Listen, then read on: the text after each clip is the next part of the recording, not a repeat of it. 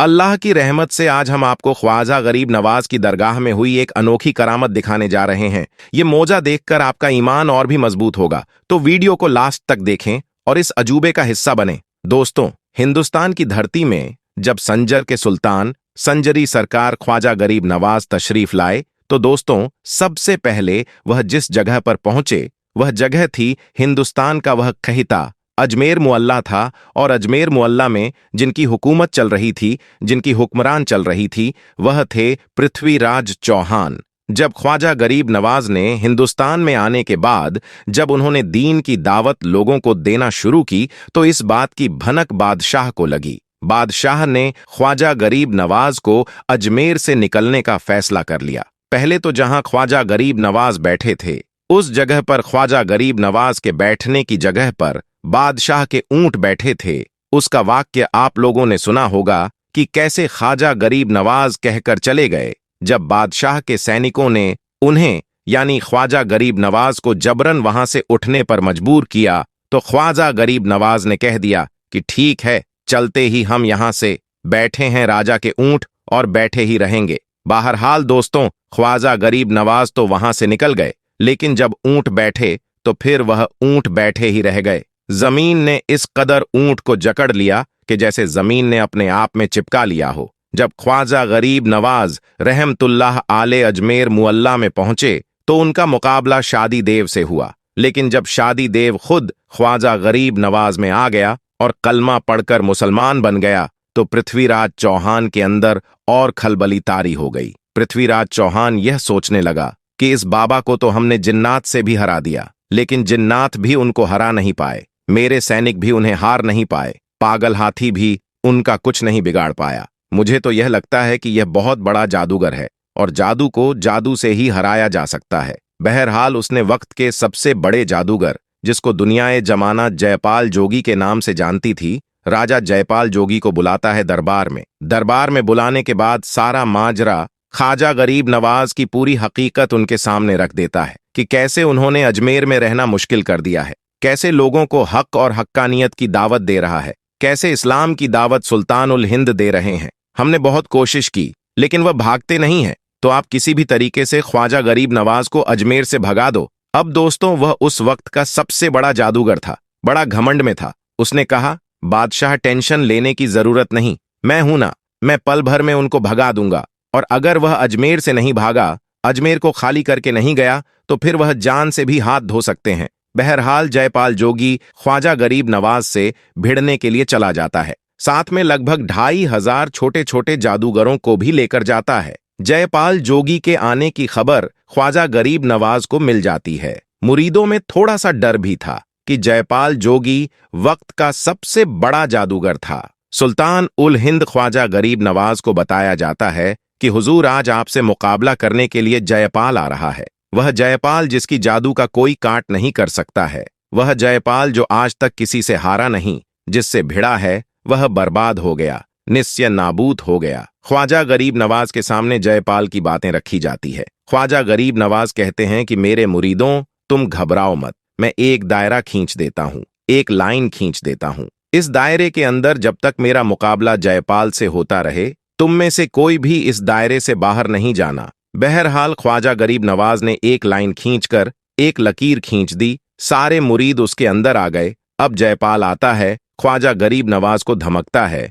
उसके बाद ख्वाजा गरीब नवाज उनसे डरते नहीं है। दोस्तों, सोचने का मकाम है कि जो अल्लाह से डरने वाला हो, वह भला किसी जादूगर से क्या डर सकता है। ख्वाजा गरीब नवाज के ऊपर जयपाल की किसी भी बात का कोई असर नहीं होता है। जयपाल गुस्से में आ जाता है, अपने चेले छपाटों से कहता है कि इन पर फिजामी जादू करो और उनके ऊपर सांप की बारिश कर दो। दोस्तों, उसके बाद लोगों ने ऐसा जादू किया कि आसमान से सांप बरसने लगे। जी हां दोस्तों, आसमान से अजमेर मुअल्ला की धरती में सांप बरसने लगे। खास तौर पर जिस जगह ख्वाजा गरीब नवाज और उनके चाहने वाले थे, वहां सांप बरसने लगे। लेकिन ख्वाजा का करिश्मा देखें, करामात देखें, किसी भी सांप में इतनी हिम्मत नहीं हुई कि जिस दायरे को ख्वाजा गरीब नवाज ने जमीन में खींचा था, उस दायरे के अंदर गिरता, बल्कि सारे सांप उस दायरे के बाहर गिरे। दोस्तों, जब जादूगर ने देखा कि सांप की बारिश भी ख्वाजा का कुछ नहीं बिगाड़ पाई, फिर उसने ऐसा जादू किया कि आसमान से आग बरसने लगी। फिर भी ख्वाजा गरीब नवाज के दायरे के अंदर आग भी नहीं पहुंच सकी। फिर दोस्तों, सारा तिगड़म कर बैठा जयपाल जोगी और ख्वाजा गरीब नवाज और उनके चाहने वालों का कुछ भी बोल भी बांका नहीं कर पाया। तो उसने लास्ट में यह सोचा कि अब मैं आसमान में उड़कर उनसे बदला लेता हूं, उन पर जादू करता हूं। उसके बाद वह हिरण की खाल फेंकता है और उस पर सवार होकर आसमान में उड़ जाता है। दोस्तों, इतना देखना था कि ख्वाजा गरीब नवाज अपने खड़वान को हुक्म देते हैं कि जाओ, कि कुफरफ आसमान में है और तू यहां पर है, जाओ उसको पकड़कर मेरी बारगाह में लेकर आओ। बस फिर क्या था दोस्तों, ख्वाजा गरीब नवाज का खड़वान उड़ता है। तारीख गवाह है कि खड़वान जयपाल जोगी के सर पर इस कदर बरसता है कि डर के मारे जयपाल जोगी तड़पता हुआ ख्वाजा गरीब नवाज की कदमों में गिर जाता है। और जब कदमों में गिरता है तो फिर ख्वाजा गरीब नवाज उसी जयपाल जोगी को कलमा पढ़ा देते हैं। वही जयपाल जोगी आज तक दुनिया में अब्दुल्ला बयाबनी के नाम से जाना जाता है। आज भी कोई रास्ता गुम हो जाते हैं और अब्दुल्ला बयाबनी के नाम से अगर दुआ करते हैं तो अल्लाह तबारक व ताला उनका रास्ता दिखा देता है। दोस्तों, पृथ्वीराज चौहान और हजरत ख्वाजा गरीब नवाज रहमतुल्लाह आले का वाक्य हर खास और आम को मालूम है कि पृथ्वीराज ने हर कोशिश की कि वह किसी न किसी तरह से गरीब नवाज रहमतुल्लाह वाले को शिकस्त दे सके। लेकिन जब पृथ्वीराज चौहान हर मुमकिन तदबीर इस्तेमाल करके आजिज हो गया, थक गया, और हजरत अब्दुल्ला बाएं बनी रहमतुल्लाही आली ने ख्वाजा गरीब नवाज रहमतुल्लाह आले से दरखास्त की। कहने लगे कि हुजूर, अब आपके शहर में कायम करना चाहिए ताकि मखलूक खुदा आप रहमतुल्लाही आले के फैज से, जहरी और बातिनी फैज से फैज याद हो सके। तो ख्वाजा गरीब नवाज रहमतुल्लाह अली ने इस दरखास्त को मंजूर भी कर लिया। आप हजरत ख्वाजा मोइनुद्दीन चिश्ती रहमतुल्लाह अली ने शेख मोहम्मद यादगार को हुक्म दिया कि शहर में मुनासिब जगह तलाश करो, रिहायश के लिए, यानी हमारे लिए एक मकान तलाश करो जहां पर हम रह सके। फिर शहर में जाकर शेख मोहम्मद यादगार ने वह जगह तशवीश की जहां आज ख्वाजा गरीब नवाज का मकान मौजूद है, और यह जगह दूसरे के रहने की जगह थी। फिर आप ख्वाजा गरीब नवाज रहमतुल्लाह अली आना सागर से उठकर उस मकान पर रिहाइश पजीर हो गए। शहर में कयाम करने के बाद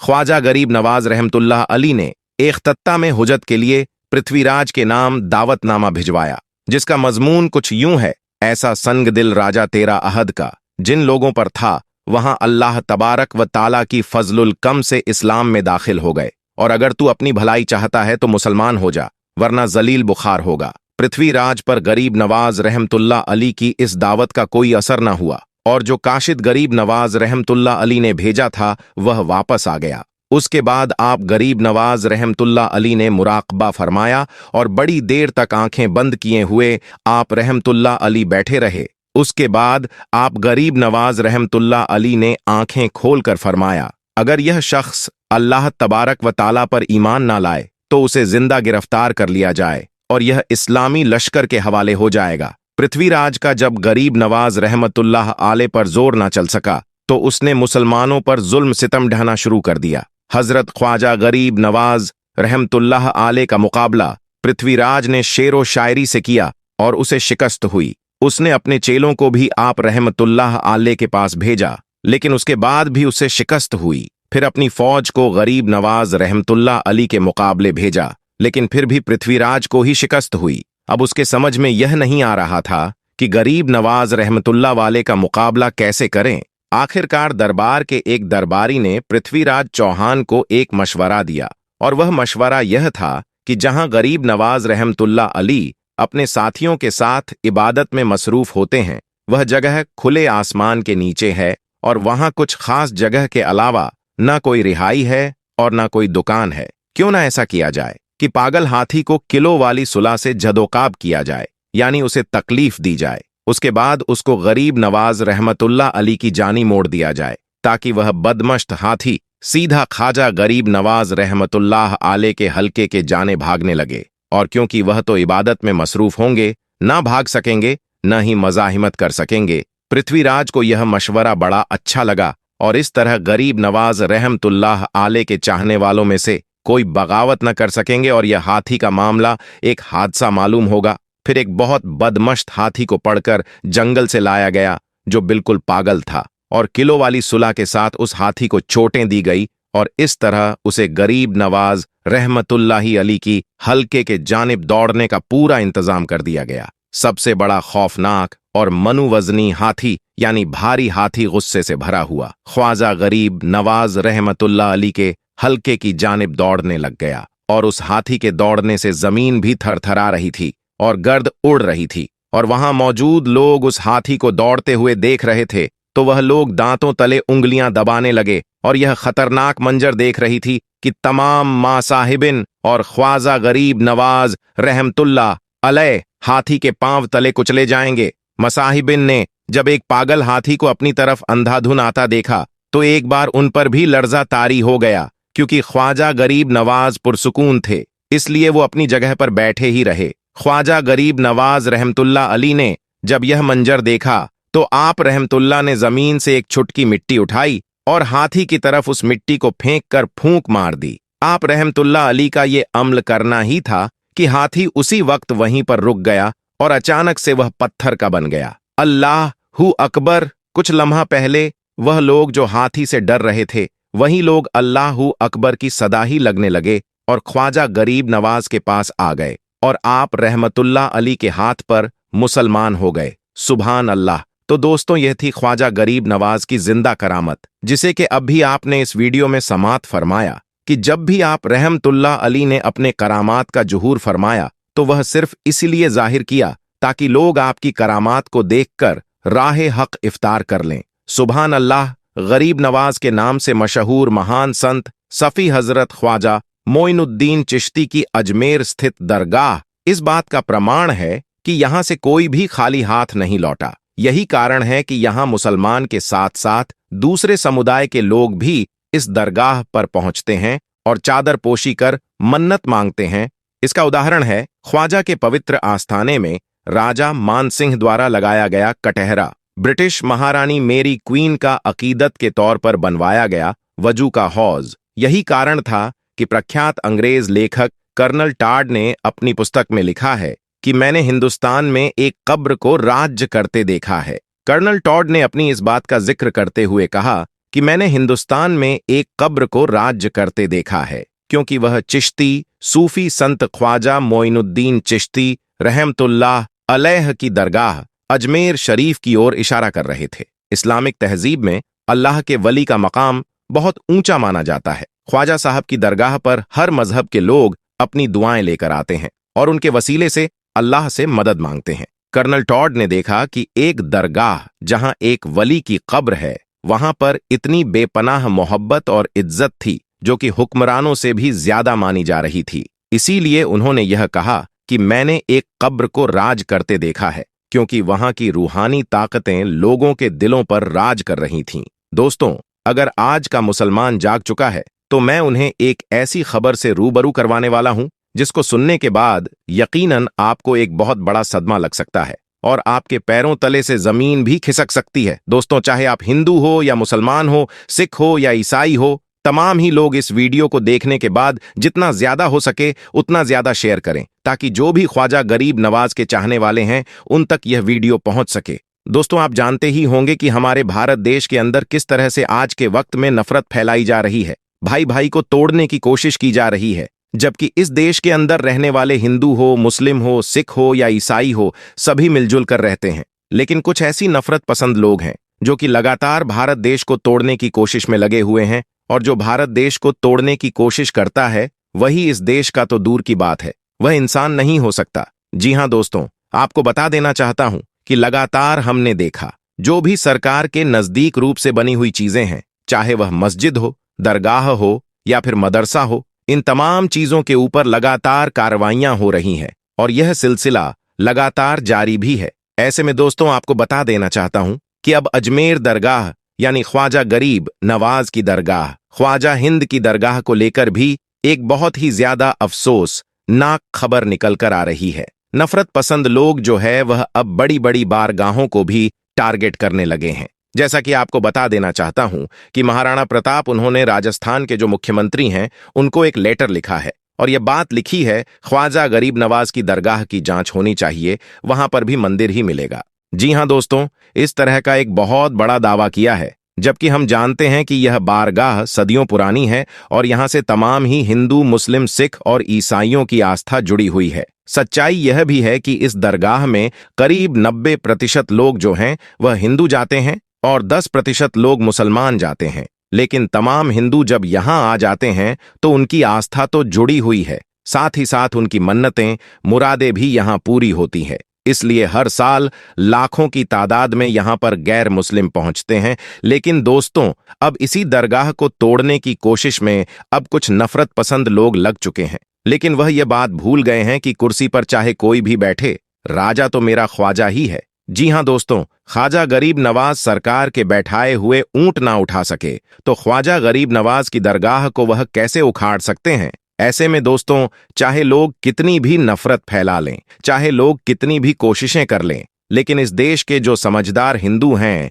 या समझदार मुसलमान है, वह कभी भी ऐसी चीज होने नहीं देंगे। यकीनन दोस्तों, ऐसे वक्त में आपको अमनो अमान और भाईचारा बना के रखना है, मोहब्बत का पैगाम देना है। और जो नफरत पसंद लोग हैं वह शोहरत के लिए और अपनी सीट को बचाए रखने के लिए ये तमाम चीज कर रहे हैं। ऐसे में दोस्तों, हमें उन लोगों की बातों में नहीं आना है। वह चंद लोग हैं जो कि हर मजहब के अंदर पाए जाते हैं, चाहे वह हिंदू हो, मुस्लिम हो, सिख हो या ईसाई हो। हर मजहब के अंदर 2-4% ऐसे लोग जरूर होते हैं जो कि देश को तोड़ने की कोशिश में लगे हुए हैं। ऐसे लोग इंसान हो ही नहीं सकते, क्योंकि मजहब नहीं सिखाता आपस में बैर रखना। हिंदी है, हम वतन है, हिंदुस्तान हमारा। जी हां दोस्तों, जो इस देश के नागरिक होगा वह अमनो अमान और भाईचारे की बात करेगा, कभी भी इस तरह से दूसरों के आस्था को तोड़ने की कोशिश नहीं करेगा, दूसरों की बारगाह को तोड़ने की कोशिश नहीं करेगा। इसीलिए मुझे लगा कि आप तक यह बात जरूर पहुंचानी चाहिए।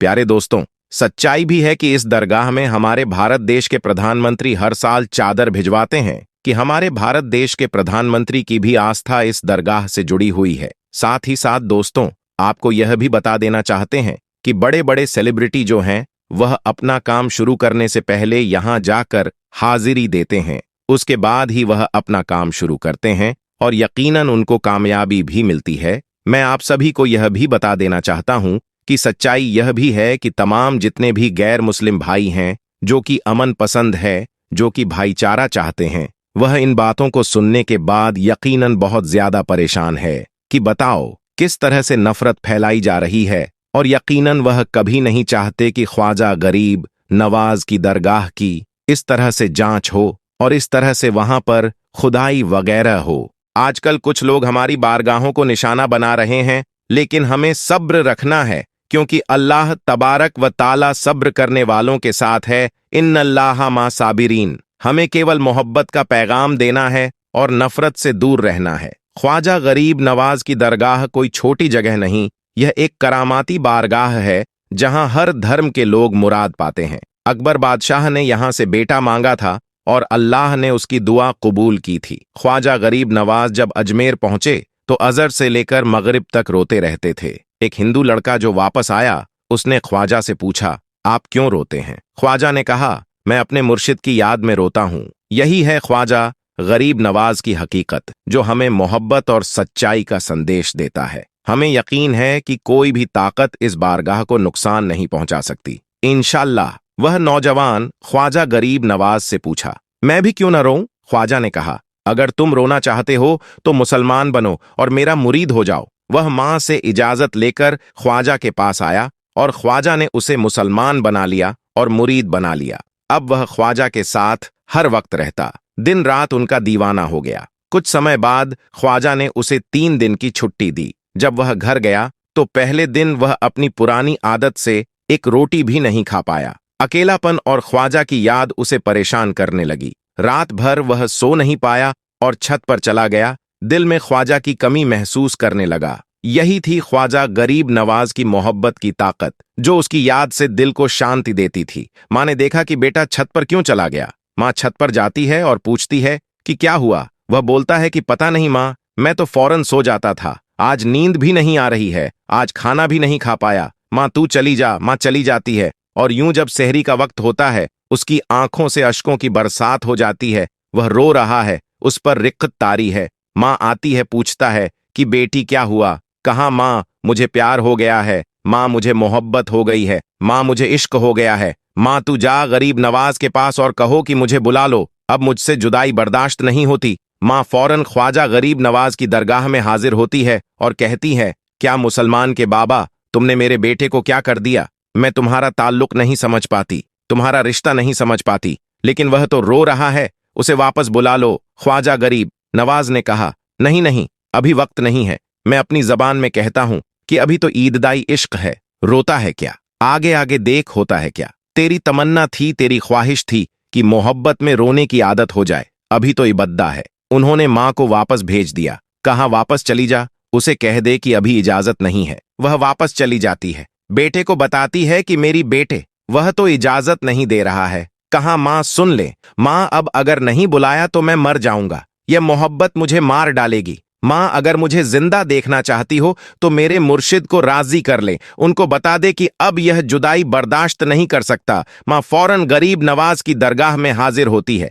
कहा गरीब नवाज करम फरमाइए, मुझ माँ की तमन्ना है, यह माँ की आरजू है, वह मर जाएगा। कहा माँ की तमन्ना है, तेरी बात मानता हूं, जा उसे वापस भेज दे। वह फौरन भागता हुआ ख्वाजा की दरगाह में हाजिर होता है। वहां एक मजमा लगा हुआ है, ख्वाजा अपने मुरीदों को दरस दे रहे हैं। फौरन ख्वाजा गरीब नवाज के दरवाजे पर खड़ा होता है और फिर मुरीद ये मंजर देख रहे हैं। ख्वाजा गरीब नवाज को देखता है, ख्वाजा गरीब नवाज उसे देखते हैं। आओ आओ, मैंने कहा था ना कि निगाहें मस्त मलाई तो पिला के उठे। जहां वह बैठ गए मेकदा बनाकर उठे। ख्वाजा गरीब नवाज ने उसकी आंखों से आंखें मिलाई और पूछा, अब पता चला मोहब्बत में रोना कैसे आता है? उसने कहा, ए गरीब नवाज करम फरमाइए। फौरन गरीब नवाज को पुकारता हुआ गरीब नवाज के कदमों में आकर गिरा और लिपट गया। अब मुरीदीन उस मंजर को देख रहे हैं, हैरान हो रहे हैं कि सिर्फ वह मुरीद ही नहीं रो रहा है, सारे मुरीद रो रहे हैं, उसे प्यार के रिश्ते को देख रहे हैं। और फिर एक अजीबो गरीब मंजर हुआ। ख्वाजा गरीब नवाज ने कहा, आज रात तूने खाना खाया? मैंने भी नहीं खाया था। फिर ख्वाजा ने फरमाया कि आज रात तू सोया था? कहाँ नहीं सोया था। कहा आज मुझे भी नींद नहीं आई, ख्वाजा को भी नींद नहीं आई। यह मंजर सब मुरीद देख रहे हैं, वह मुरीद भी रो रहा है और ख्वाजा गरीब नवाज की आंखों में भी आंसुओं की बरसात जारी है। मेरी दास्ताने हसरत व सुना सुना के रोए, मुझे आजमाने वाले मुझे आजमा के रोए। कोई ऐसा अहले दिल हो कि फसाना ही मोहब्बत में उसे सुना के रो, वह मुझे सुना कर रोए। अल्लाह तबारक व तालाब उन सबकी तमाम दिल्ली जायज तमन्नाओं, आरजू, मुरादों को पूरा फरमाए। जो लोग परेशान हैं उनकी तमाम परेशानियों को दूर फरमाए। जो लोग कर्जदार हैं अल्लाह तबारक व ताला उन्हें कर्ज से नजात आता फरमाए। जो लोग बीमार हैं उन्हें मुकम्मल शिफा आता फरमाए। और जो लोग रोजी रोटी कारोबार के लिए परेशान हैं अल्लाह तबारक व ताला उनकी गैबी मदद फरमाए और उनके रिस्क में बरकत अता फरमाए। और जिन लोगों ने हमें कमेंट के जरिए दुआ के लिए कहा है, ए मेरे रब, उन तमाम लोगों की जायज मकाजिब को पूरा फरमा। आमीन सुम्मा आमीन। दोस्तों, आज की वीडियो में बस इतना ही। मिलते हैं फिर नए वीडियो के साथ। अस्सलाम वालेकुम रहमतुल्लाह बरकातहू।